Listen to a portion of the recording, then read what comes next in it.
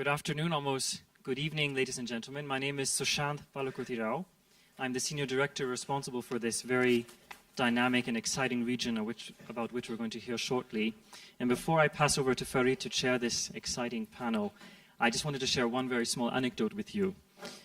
When I started at the World Economic Forum 9 years ago as part of a leadership program, there's a person on the stage who agreed, I don't know why, to serve as my mentor. And at that time he told me, I'm a person who believed in ASEAN long before ASEAN believed in itself. And he made it his goal to make sure that I became a believer and that I also got the forum to believe in this region. And since that time, over the years, we have done some very exciting things. We have taken our annual regional summit that takes place every May or June to countries like Vietnam, Indonesia, Thailand, and most recently to Myanmar, which this year will be chairing ASEAN. And I think it shows how much we now believe in ASEAN. It's here in a very strong way. And we're very excited that this discussion will all be connected to the summit that will, for the first time, be held in the Philippines on May 21st to the 23rd. And we have the Special Envoy, President Aquino, here with us to speak to that as well. So with that in mind, a welcome to our panel, and thank you very much, Farid. My pleasure. I don't think I need that unless... thank you all for being here. I think what we're going to try to do with this panel is to try and make it as substantive and interactive. No prepared statements, no formalism. There's no reporting press allowed in the room. So I hope you will all take that as an opportunity to really get into some of the questions and issues. The great puzzle when looking at Asia is this. If you look at international relations and you say to yourself, when was the last time you saw a group of countries that were close to one another, growing very fast, all growing at rates of 3, 4, 5%, that had different kinds of political regimes, that had historical problems with one another, that had histories of conflict with one another, some unresolved border issues or sovereignty issues, but very vigorous economic growth. That place would have been Europe in the 19th century. And what you had was 150 years of war, almost continuous war. So the question is, why is Europe's past not going to be Asia's future? As you have all these Asian countries growing fast, with military budgets growing very fast, many major Asian countries are spending 10% plus increases in their defense budget year on year. They have different political regimes. They have different economic systems in some cases. They certainly have border issues. They certainly have sovereignty issues. If you look at Europe today, what made Europe overcome its past was the memory of World War I and II, the extraordinary reconciliation that France and Germany went through, and the European Union, which created economic interdependence. Asian countries have no history of World War I and World War II to overcome in that sense. They were not the deep destructive wars. They do not have the great reconciliation that France and Germany went through, unless I have missed something in the Japanese-Chinese relationship in the last few weeks. In fact, you could argue that Japan and China stand in stark contrast to the reconciliation that France and Germany went through. So what is left is the economic interdependence that has the possibility to bind Asia together and to make it so unthinkable and expensive and unnecessary to have conflict. Remember, nobody wants conflict. Nobody in Europe wanted conflict in 1914. The point is, if you create a system where a series of unintended effects can trigger political tensions, which then make it difficult for countries to back down, that has consequences. I mean, if you look at what happened in the Senkaku or Diaolu Islands a few years ago, you can see that process. One ship captain takes the boat in the wrong direction. Somebody arrests him. Somebody then demands he be released. And then that triggers a series of unintended consequences. So that's the ultimate prize about what we're talking about, which is how can ASEAN be made into something that is strong, knitted together, woven together, and has some of that prophylactic effect that the European Union has had in making war so unthinkable. I mean, it's now unthinkable that France and Germany would go to war, but remember, in 1945, France and Germany had gone to war 3 times in the preceding 70 years. So these things can change very quickly, for the better or worse. I want to start by asking Usotain, the cabinet minister, but also works very closely with the president, a question about ASEAN's role in this respect. My friend Kishore Mahbubani has often argued that ASEAN managed to have a heroic success that we don't talk enough about in the way in which it was able to help integrate Myanmar. And his argument is that the Americans use sticks, sanctions, punishments of all kinds, threats, but that ASEAN approached it very differently with Myanmar. And I want you to tell us, sir, do you agree with this? What was the role of ASEAN? How did you think about this process as you went through this extraordinary and still ongoing reform process that is taking place in Myanmar? So thank you. Thank you for audience here. So for that question concerns, so you already know that the ASEAN since 1967 doing the as a model of the regional cooperation. So very patient and understand Asian culture.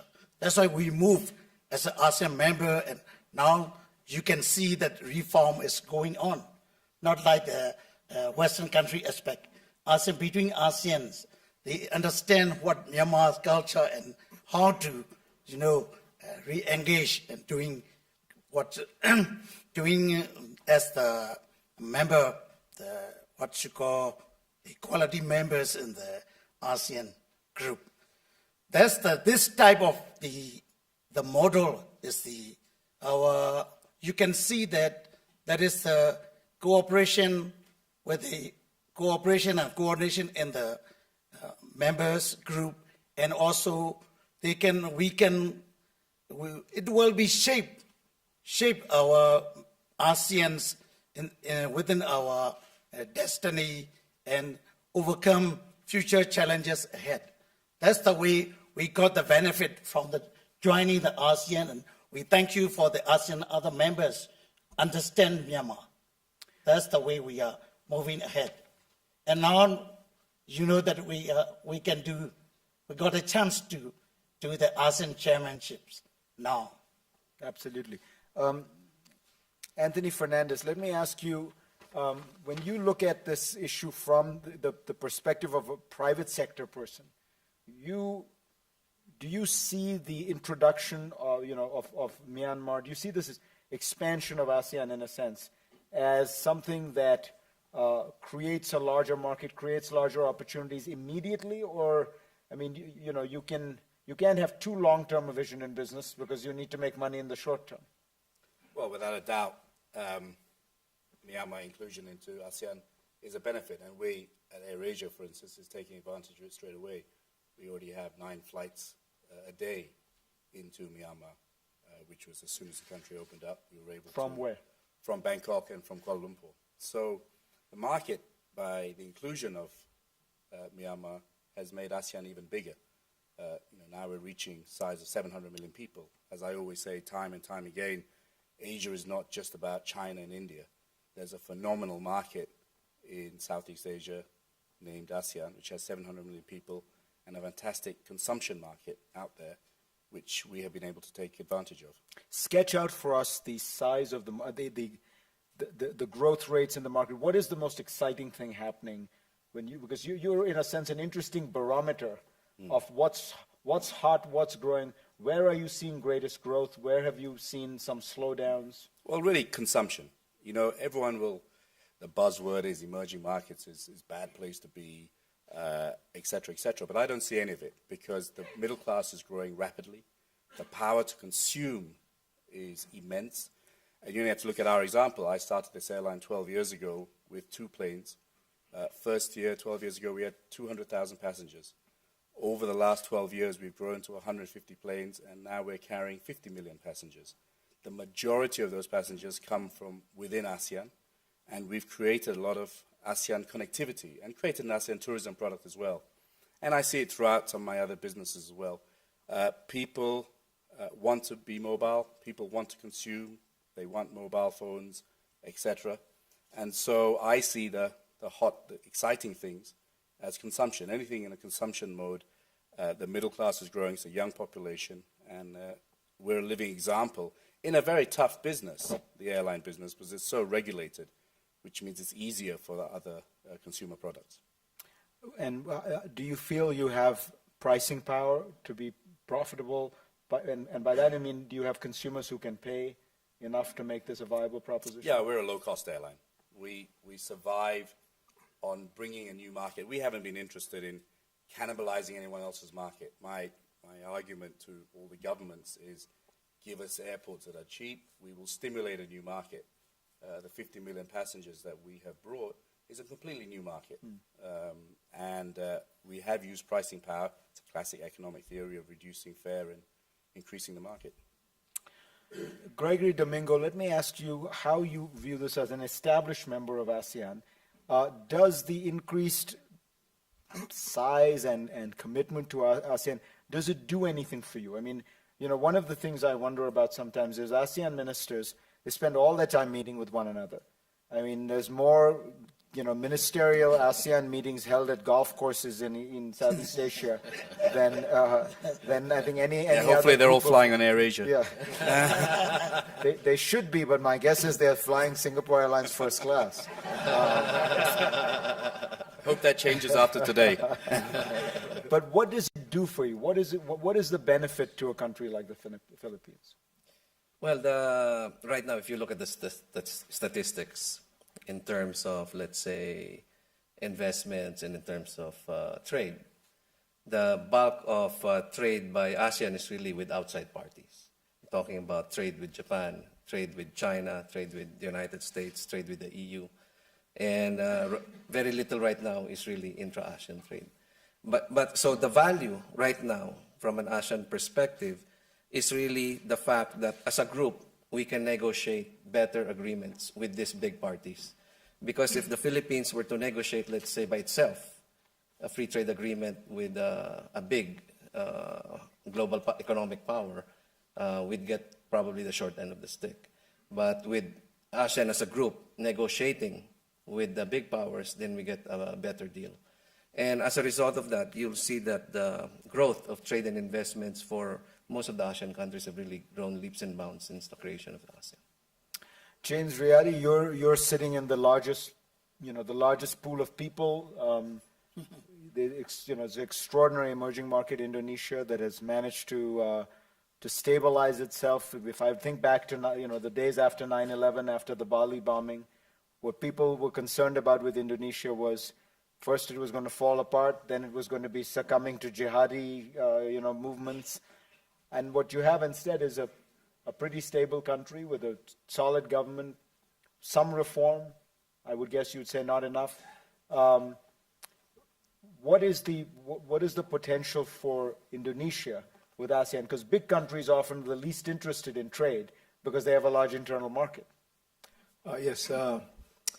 I come from a business background, and we have seen how over the last 50 years, so much wealth have been created because of the shift of the production base from the United States to Japan to the four tigers, and in the last 20 years to the Asian economies, the other Asian developing economies. And I think the potential that ASEAN can generate with cross ASEAN trade and investments would be very substantial.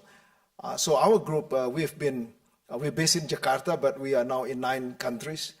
And we have always thought that we must expand all over Asia. And I think ASEAN, since 1967, has done a very good job to create a sense of harmony and peace and so on, so that countries like Vietnam and Cambodia and now Myanmar can come into the fold and become a stronger part of the whole pie. We are particularly excited about Myanmar because now they've got 60 million people, probably about $60 billion of GDP. But with the human resources and natural resources, in the next 10 years, 15 years, they could be 10 times bigger.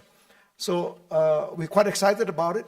Indonesia has always played the leadership role within ASEAN, and that has helped because with that kind of positioning, our government is always thinking also about not just Indonesia, but beyond Indonesia into the region. So that has also helped the business environment.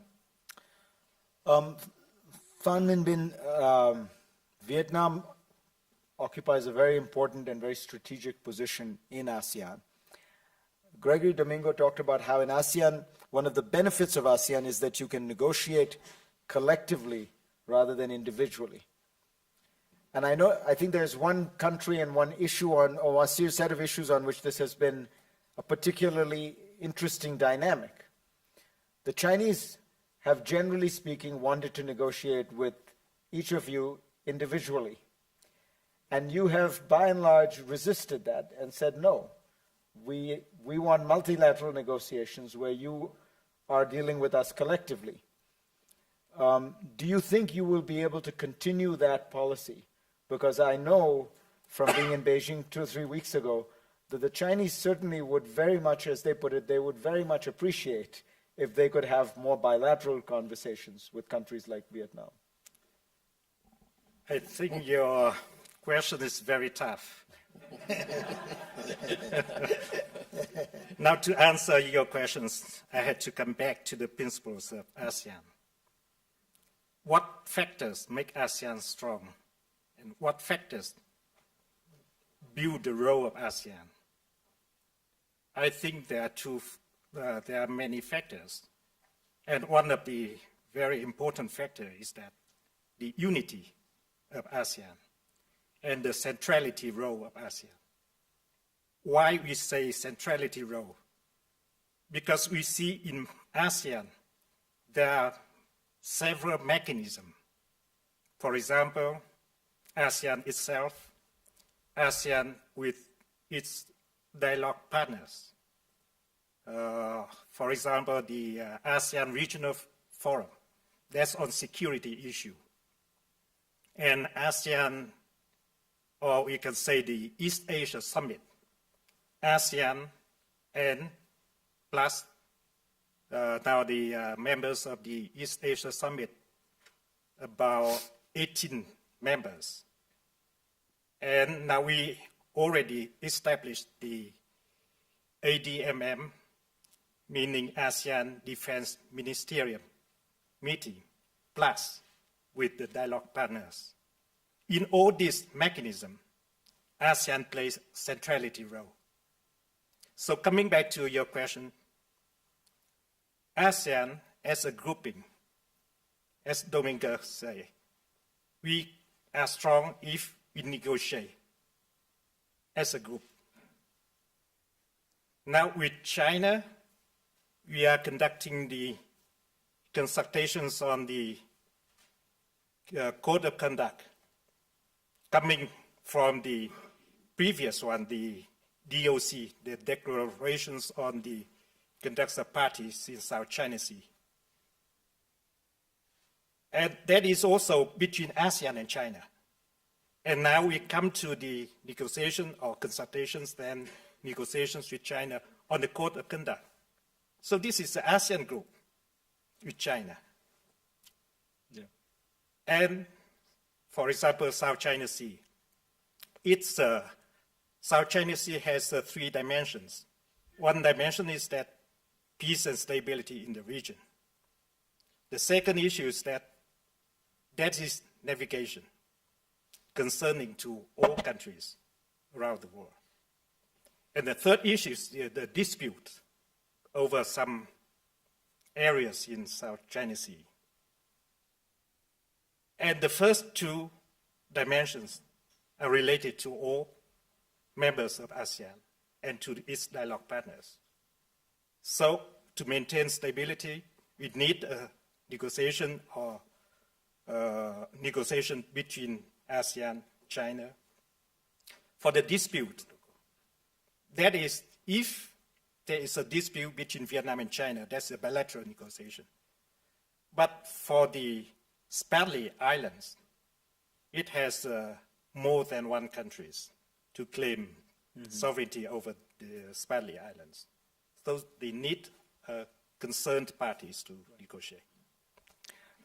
Gregory, your country has had its own recent experience with China, where the Chinese have decided, a very clever strategy, it seems to me, of saying, we're going to ease off on all these issues where we have been rattling our neighbors.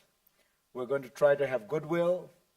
We're going to be more cooperative, except we're going to signal that if you get too far out of line, we're going to punish you. And the one country they have chosen for that, it seems to me, is the Philippines. They essentially canceled the visit of your leader. What is going on? Explain to us. Now I'm a trade minister. I'm going to talk about foreign affairs, right? I hope the foreign affairs people in my country don't talk about trade policy. But the weapon they're using is trade. Yes. Short answer, I don't want to really speak too much about an area that is not under me. But basically the Philippine position is we want to be friendly to all parties. And in the case of such a dispute, wherein the dispute is not bilateral, wherein many parties are involved, we prefer that it be done through legal means. And so that's why we've filed with the IT clause, the International Tribunal on the Law of the Seas, regarding that claim. So we're hoping that China participates in that resolution. And do you see any mechanism for ASEAN in this? Any role for ASEAN? It's possible, but ASEAN has to choose to do it. Although not all parties in ASEAN are involved in this dispute. Let me ask about one other role that ASEAN can play, which is in liberalization and promoting reform. Usothin, do you feel that you are trying to do reforms in Myanmar? Is ASEAN, what are the biggest obstacles you face and how can ASEAN help? So for the reform concerns, also all the ASEAN members gave assistance wherever they can. So that's why within the 2.5 years or 3 years, we move, or what we are not expecting. The speed is too fast, but we are happy to do that. So that with the assistance of all these member states, that they want to give assistance, and what I mean is the resource allocation and, helping each other. For example, so sharing food, sharing fuel, sharing technologies, such kind of things, what we need, they are very welcome to do. At that moment, all the member states like Indonesia, Malaysia, Singapore, or Vietnam, all these things, they give assistance in the capacity building in Myanmar. That is the most important challenges in Myanmar. Phan Binh Minh, if I can ask you, now that I asked Gregory about foreign policy, I'm going to ask you about economic reform. 10 years ago, people used to always tell me Vietnam is the next China. They're doing the same things, special export zones, workforce is very motivated, they work very hard. Nobody says that anymore. There is a feeling that a reform process that had just seemed like it was going underway in Vietnam didn't quite go forward. And I know things have gotten better in the last year or two, but tell us what you think the difficulty of that process is, and where could we, how could there be assistance in that process? Again, you put me on the wrong foot. I think that we have undergone the economic reform, the reform in general, for more than 20 years. And we have gained successes in this reform. And now, to the new stage, we focus on the restructuring of the economy. Before, our growth based on we call the capital intensive and labor intensive investment. And now we try to go to the knowledge-based economy to restructure our economy in a way that we can have more efficient investment. And that is the way forward. We have the three breakthroughs in our reform. One is the restructure of the economy. The second one is we focus on the human resources. And the third one is we focus on the infrastructure building. So those are the main tasks for us ahead. James, when you look at the situation in Indonesia, what do you think were the challenges, and do you think that the election could help resolve them? We're actually in a very extraordinary moment in the emerging markets. There are going to be, I think, 6 elections, and basically all the major emerging markets are having elections this year. India, Indonesia, Brazil, South Africa, Colombia. It's an extraordinary situation, and what historically has always happened is the first 6 or 8 months after an election are usually good for the economy, because generally political parties pander the year before the election. The year after the election, the ruling party feels there's its opportunity to make some of the hard changes. Do you think that will happen, especially if this governor wins? Actually, the election this year, the legislative and the presidential election, are actually reasons for us to be optimistic. Because since 1998, we've had so many provincial, regional, and national elections, and they've all gone very smoothly. And so it is actually a celebration of democracy in Indonesia, and that is the kind of democracy that has brought Indonesia today to be a global economy, just about a $1 trillion economy. And so we think that this election will go very smoothly. We think that it will provide a stronger foundation to take advantage of more reforms, so that we don't get caught in the middle income trap, that there'll be more breakthroughs coming up. We are very hopeful that newer faces and younger faces will come out. So we are quite excited about it. And I think you were talking about reforms. I think from the business community, I think we need to have a measured approach, not only thinking about having trade pacts with China and Japan and all these other countries. I think there should be more reforms in the individual countries. I think that's still the biggest problems that business people are facing. What kind of reforms would you like to see in Indonesia? I think fundamentally, philosophically, is that whole idea that the solution of all of our society's problem, whether it's economic problems, social, education, healthcare, and so on, is not bigger government and more regulations, but the empowering of the marketplace, empowering of the people. And I think this philosophical idea that it's not the government that's going to make things happen, this needs to have a basic mindset change. Because once they think that it is the government that can provide all the solutions, there'll be just more and more regulations. And so we are in 8 countries. If you ask many business people, our biggest concerns are regulations and what the government will do to block what we're trying to do. Tony Fernandez, so speak to this issue, because it strikes me, looking at your career, that you went from one of the most unregulated industries in the world to one of the most regulated. I mean, you used to be the head of Warner Music, right? I mean, music, it strikes me as almost total free-for-all, which is why Napster could come in and essentially steal your music and nobody seemed to mind. Which is why I left. Which is now, and now you've gone to a situation where, you have this very strange industry where, I mean, I look at South Asia where I grew up, how can you be profitable as a private airline when the government of India has not just 1 but 2 airlines?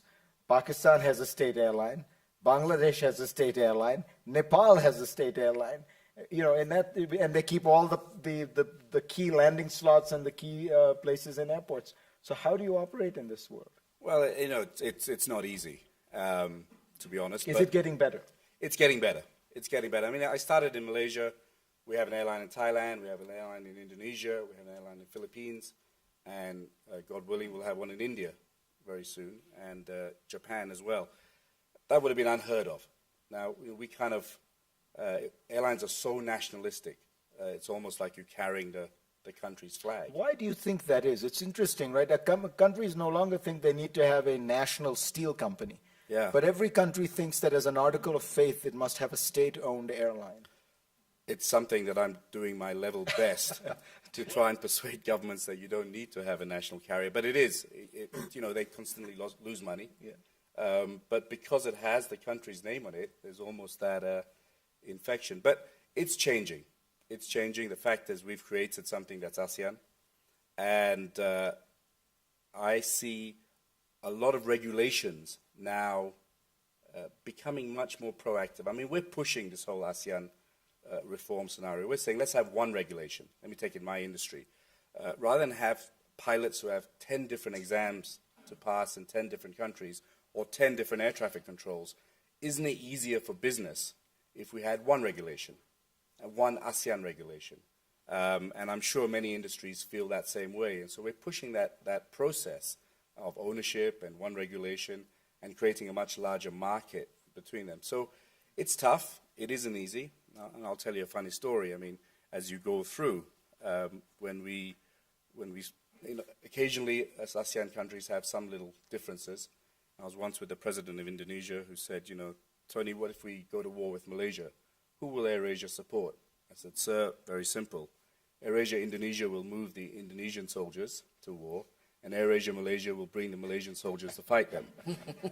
We are truly ASEAN in more ways than one. But I mean, we joke about it, but it is also tough sometimes for an ASEAN company to build a business within ASEAN. But the reform has started, and I believe that private industry has to change it. I share my view very much with James, that we can't wait for governments. Private industry has to push governments. I think we had a fantastic meeting this morning where actually the best statement came from the Malaysian Trade Minister, who said, having heard all of this, I thought we were doing very well, but actually there's a lot more that needs to be done. And so the consultative approach, I think, has always been just ministers talking to each other. And I think this morning was actually encouraging to see business talking to ministers as well and trying to find a win-win situation. Trust is important in ASEAN. Right now, every country thinks, do I win by having a single market? Do I lose? I think the goal is very simple. Everyone will win, whether you're a big country or a small country. By having a common market of 700 million people, every person in that market will benefit. Let's take your questions. I only ask that you identify yourself. You ask a question of a specific person, only one, and that the question, in fact, be a question. If you would like to make a speech, at some point the forum will decide to invite you on the panel, but this is not that occasion. So.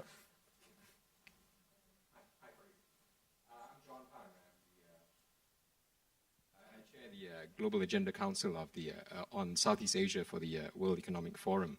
I take the point about the engagement of business with government. In fact, I think many of the members of an organization which we formed in order to do that are here in this room today. But all that is necessary. But I'd like to put this question to the panel, right? Or have the panel address what is actually an existential question for ASEAN. It's great we do all these things, but is it enough?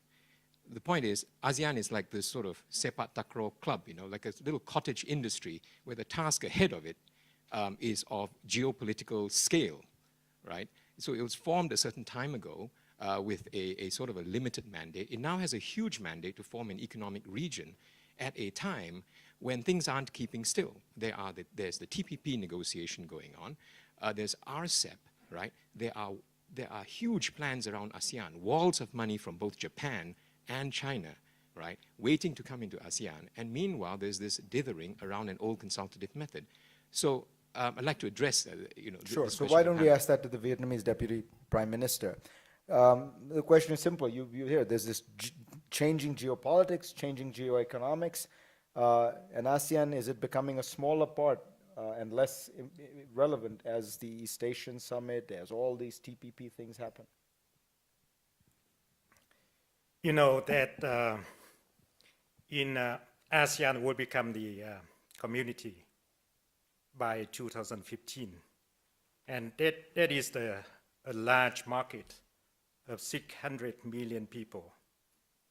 And we promote the integration, or we call the connectivity within ASEAN.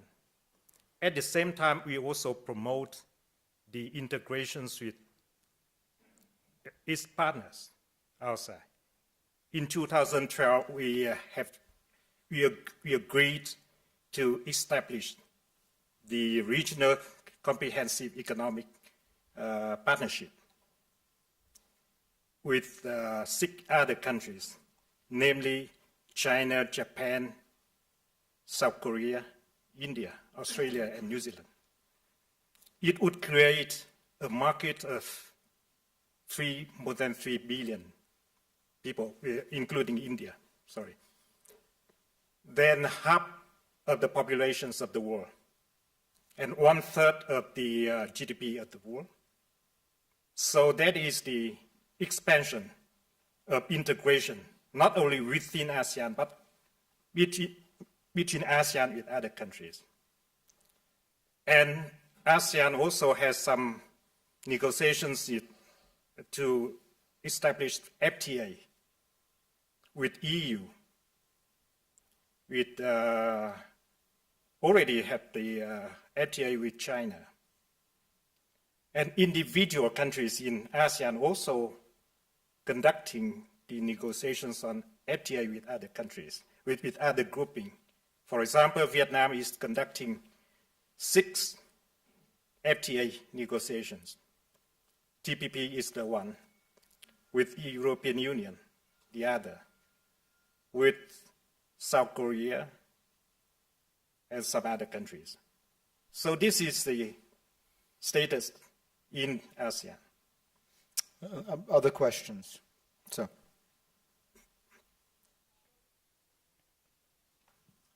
Thank you, Farid. My name is Nandu. I'm the Nestle Executive Director responsible for Africa and Asia. My question is from Secretary Domingo and has to do with ASEAN, intra-ASEAN trade, and speaks to the points made by Tony and James about regulations. My question very specifically today, one of the things that restricts intra-ASEAN trade is the multiplicity of non-tariff regulatory barriers, such as multiple halal registrations by the MUI in each country, such as multiple FDA registrations by each country individually. I know you're working on this in the ASEAN Council of Ministers, and I know that these discussions have run into roadblocks. In your perspective, in what time frame could we see some harmonization of these non-tariff barriers? I think some of them should be resolved quite quickly, but as you're resolving them, some others crop up, new ones. So I don't think you can set a time frame as to when all of them will be completed, but this has been identified not only in ASEAN actually, but in almost all of the trade fora, WTO included. This is actually a very big issue now, and so special committees, task forces have been formed to address this particular problem, and ASEAN is on that as well. There are several reasons for the low volume of intra-ASEAN trade, not only NTBs. It also speaks of the rules that are not easy, for example, for SMEs to participate. Because, and again, this problem is not unique to ASEAN. It's also true in WTO. Because most of the trade rules are really geared for big corporations. So they have other accountants and lawyers that will fill up the forms, rules of origin, etc. But for SMEs, it becomes very cumbersome that very few SMEs will actually avail of it. And there are a lot of SMEs within ASEAN. So if we address these issues as well for the SMEs in terms of putting de minimis rules, make it really easy for them to, for Thailand SME exporters to send to Indonesia, etc., and vice versa, then I think we can see the intra-ASEAN trade grow by leaps and bounds. So that's one of the things that we're focusing now as well on ASEAN, is to address the SME problem. But the NTBs, the non-tariff barriers, definitely is very high on the agenda. We're always discussing that now and trying to move forward. Anyone else? Let me ask one of our members of the audience, since I notice he happens to be here, Kishore Mahbubani, to answer the first question, which I'll rephrase this way, which is, can ASEAN deal with the very large geopolitical challenges that it faces, which are really the rise of China, the desire of China to have really independent bilateral relations with each of its neighbors and not deal with ASEAN as a group, the rise of TPP and the desire for the United States to try and create a larger trade group. In other words, these are these larger giants that are playing around, and here's ASEAN. Can it negotiate? Describe the situation for us. Thank you, Farid. I thought I was going to sneak in.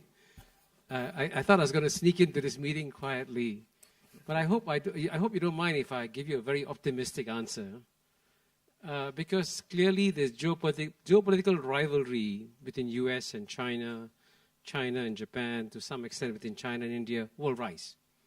That's a given, and I'm absolutely certain that they'll be doing more in terms of competing with one another. And it is conceivable, there's at least a 20 to 30% chance that ASEAN could be torn apart and could break in the next 10 years. That's also conceivable. But the likelihood is that, and this reflects, I guess, my personal judgment on the basis of working with the policy makers who actually make the policies in ASEAN, whether it's in Delhi or Beijing or Tokyo or Washington, D.C., that they realize that ASEAN is an amazing geopolitical asset for them, and ASEAN actually provides the geopolitical platform which enables them to meet each other in a way that they cannot meet each other bilaterally. I mean, for example, the Chinese and Japanese have great difficulty arranging bilateral meetings, but when they come to an ASEAN meetings, they have a lot of side meetings, and that reduces the tension between China and Japan, as it happens once in Vietnam, by the way, when they couldn't talk to each other. So the likelihood is that, if I'm a betting man, there's a 70% probability that ASEAN will benefit enormously from this geopolitical competition, because everybody is now coming to the table with real, real material benefits. These are not paper agreements, okay? If you look at what China is offering ASEAN, it's very real stuff, whether it's infrastructure development, loans, credits, and so on and so forth. The Japanese are now matching. And that alone means that's a tremendous boost to ASEAN already. So you'll see high-speed railways, infrastructure and all coming as a result of this geopolitical competition. And I think once India settles itself, India will come in too. And as you know, the United States has also made it a priority. And the good news is that if both RCEP succeed and TPP succeed, and I think it's conceivable that both will succeed, it's not a zero-sum game. Because many of them, like Vietnam and Singapore, are members of both the TPP and the RCEP process, and we'll benefit from both. And so will many others. So I'm not sure what the tenor of your earlier discussion was, but I hope, at least I want to make everyone feel very optimistic about ASEAN. And also, by the way, sorry, I hope to write a book on this in the next year, so thank you very much. We always just hope that the World Economic Forum will be given credit for your inspiration. So we started by wondering about questions of war and conflict. We've ended with Kishore telling us not to worry, the great Southeast Asian middle class is going to save the world. Thank you all very much. Thank you very much. 10% plus increases in their defense budget year on year.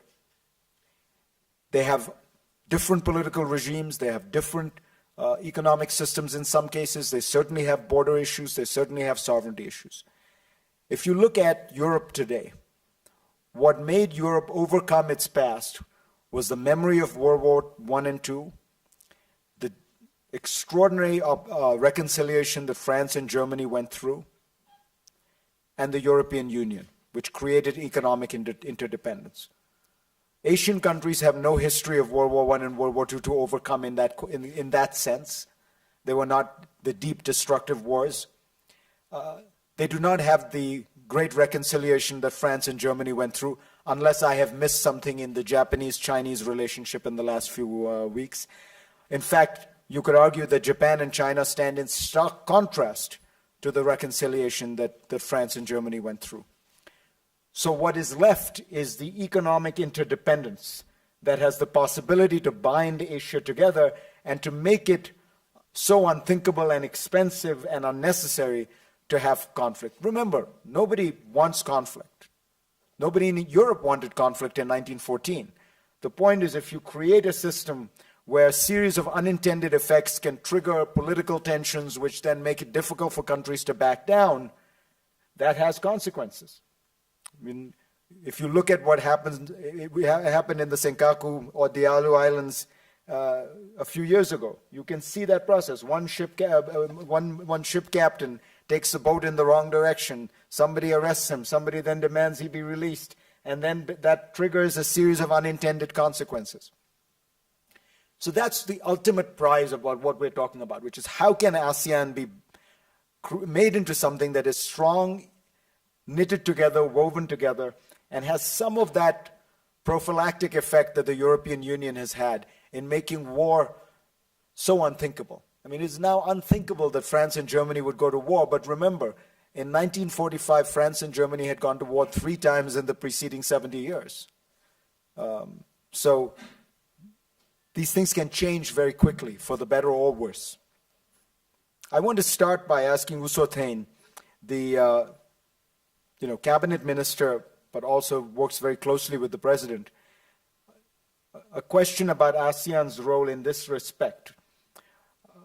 My friend Kishore Mahbubani has often argued that ASEAN managed to have a heroic success that we don't talk enough about in the way in which it was able to help integrate Myanmar. And his argument is that the Americans... Good afternoon, almost good evening, ladies and gentlemen. My name is Sushant Palakotirao. I'm the senior director responsible for this very dynamic and exciting region about which we're going to hear shortly. And before I pass over to Farid to chair this exciting panel, I just wanted to share one very small anecdote with you. When I started at the World Economic Forum 9 years ago as part of a leadership program, there's a person on the stage who agreed, I don't know why, to serve as my mentor. And at that time he told me, I'm a person who believed in ASEAN long before ASEAN believed in itself. And he made it his goal to make sure that I became a believer and that I also got the forum to believe in this region. And since that time, over the years, we have done some very exciting things. We have taken our annual regional summit that takes place every May or June to countries like Vietnam, Indonesia, Thailand, and most recently to Myanmar, which this year will be chairing ASEAN. And I think it shows how much we now believe in ASEAN. It's here in a very strong way. And we're very excited that this discussion will all be connected to the summit that will, for the first time, be held in the Philippines on May 21st to the 23rd. And we have the special envoy, President Aquino, here with us to speak to that as well. So with that in mind, a welcome to our panel, and thank you very much, Farid. My pleasure. I don't think I need use sticks, sanctions, punishments of all kinds, threats, but that ASEAN approached it very differently with Myanmar. And I want you to tell us, sir, do you agree with this? What was the role of ASEAN? How did you think about this process as you went through this extraordinary and still ongoing reform process that is taking place in Myanmar? So thank you. Thank you for audience here. So for that question concerns, so you already know that the ASEAN since 1967 doing as a model of the regional cooperation. So very patient and understand Asian culture. That's why we moved as an ASEAN member, and now you can see that reform is going on. Not like the Western country aspect. ASEAN, between ASEANs, they understand what Myanmar's culture and how to, re-engage and doing what doing as the member, what you call equality members in the ASEAN group. This type of the model is you can see that is the cooperation with the cooperation and coordination in the members. Need that unless. Thank you all for being here. This is, I think what we're going to try to do with this panel is to try and make it as substantive and interactive. No prepared statements, no formalism. There's no reporting press allowed in the room. So I hope you will all take that as an opportunity to really get into some of the questions and issues. The great puzzle when looking at Asia is this. If you look at international relations and you say to yourself, when was the last time you saw a group of countries that were close to one another, growing very fast, all growing at rates of 3, 4, 5%, that had different kinds of political regimes, that had historical problems with one another, that had histories of conflict with one another, some unresolved border issues or sovereignty issues, but very vigorous economic growth. That place would have been Europe in the 19th century. And what you had was 150 years of war, almost continuous war. So the question is, why is Europe's past not going to be Asia's future? As you have all these Asian countries growing fast, with military budgets growing very fast, many major Asian countries are spending